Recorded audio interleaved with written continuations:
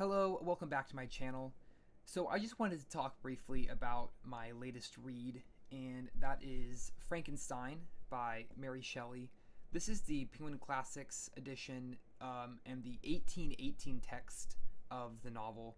There is the 1818 text and then a revised edition from 1831, and I believe that the revised edition sort of adds a little extra to the plot. I think it changes some of the characters' descriptions and dynamics a little bit. And so I decided that for my first read through of the novel, I wanted to have the original experience. I wanted to read the original story. And I'm really happy that I did that. I've read a little bit about the 1831 revised edition and how it compares to the original 1818 text. And I'm really glad that I decided to go with the original text first. I think it's a good place to start just because it's the original text, and then I will read the 1831. I'm very curious to be able to see those changes for myself. But I just wanted to share a couple thoughts about Frankenstein. This was my first time reading it, so I don't have anything super groundbreaking to say or any profundities to share. But I wanted to just give a couple of the thoughts that I had about reading it. And the main takeaway that I have is just that it wasn't at all what I was expecting, but in a very good way. I was expecting it to be sort of the story of Frankenstein that we have in popular culture of a mad scientist creates a monster that then he uses to terrorize everyone who comes across his path. And that's not the story that we get in Frankenstein at all. What we get is something much grittier, much more raw, much more human, that deals with some pretty big themes, especially for such a short novel. I was surprised at the depth that Mary Shelley was able to achieve. This Penguin Classics edition is under 200 pages. I believe it was 170 pages of novel, and then about 100 pages of introduction and endnotes and that sort of thing.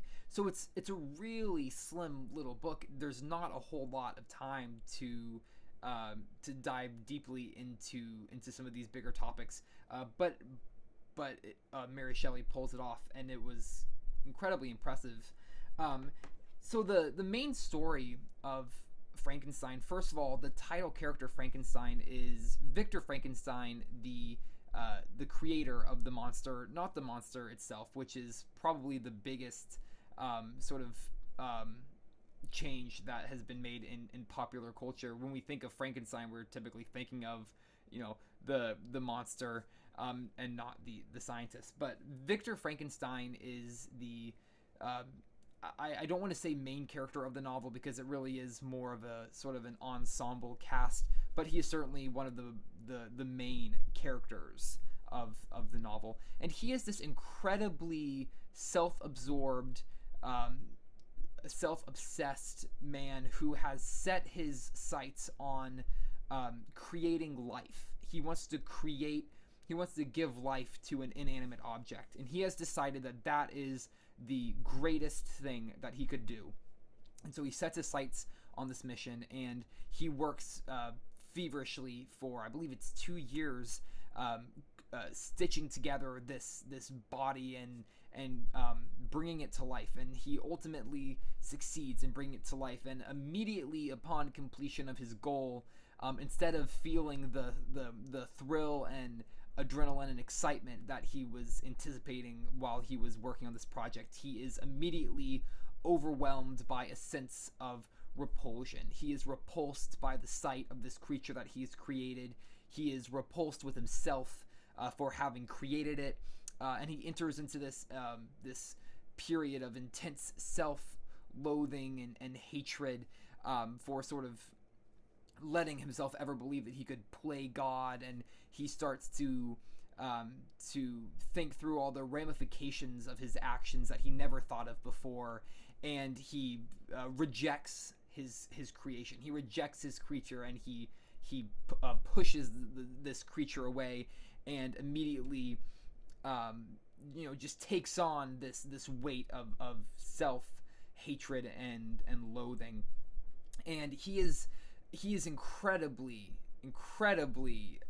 self-absorbed the entire novel. I don't think I've ever read a character who was as self-absorbed as Victor Frankenstein.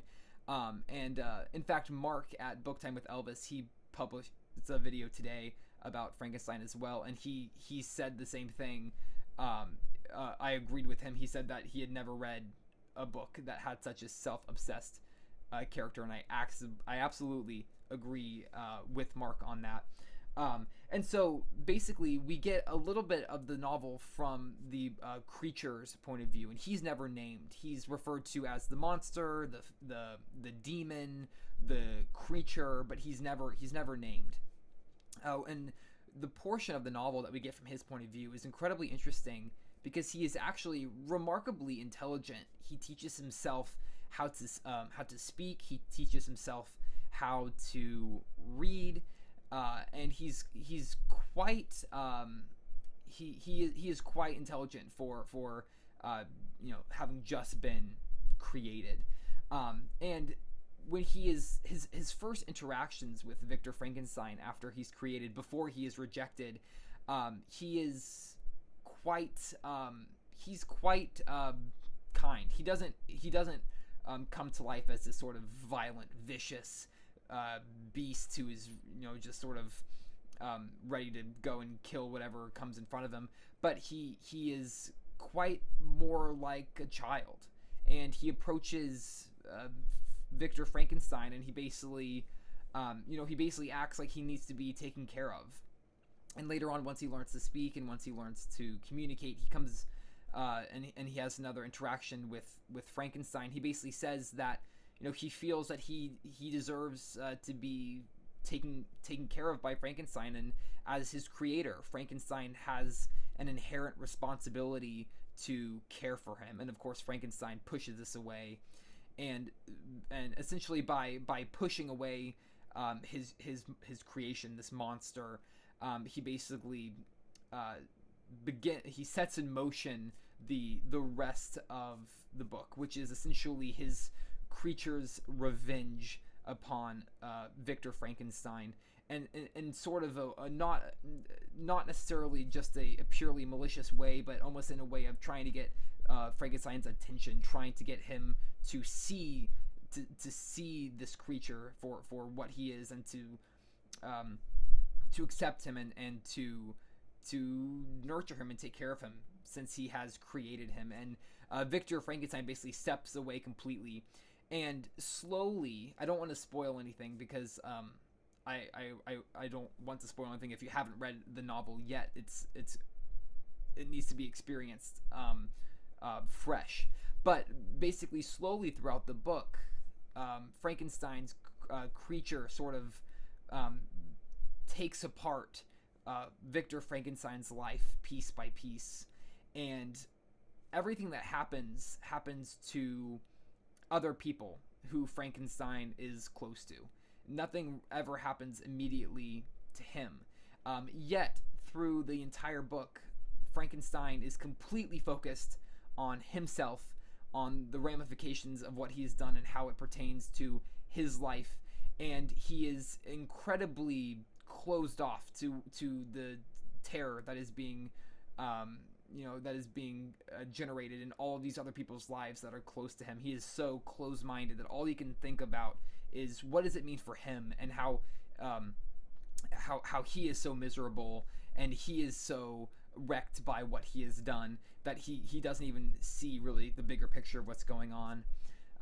As far as the writing as well, it was incredibly beautiful, and there are so many fantastic descriptions of nature as well, particularly of Geneva and of the Alps and of the Arctic, both at the beginning and the end of the book.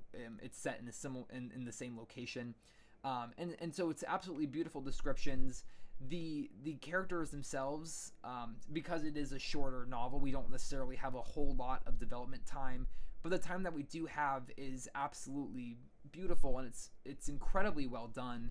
And for being Mary Shelley's debut, being as young as she was when she wrote it, being able to have such a grasp of her craft is absolutely incredible. and it was a joy to read. It's short too. It's very short. It won't take you very long to read it. It took me just a little bit over a day, but I absolutely enjoyed it, and it's fantastic now to read in October with fitting so well with Halloween, and just seeing what the story actually is as opposed to sort of what culture has turned it into was quite interesting. And so that's it. Those are just some of my thoughts on my first reading of Frankenstein, the 1818 text.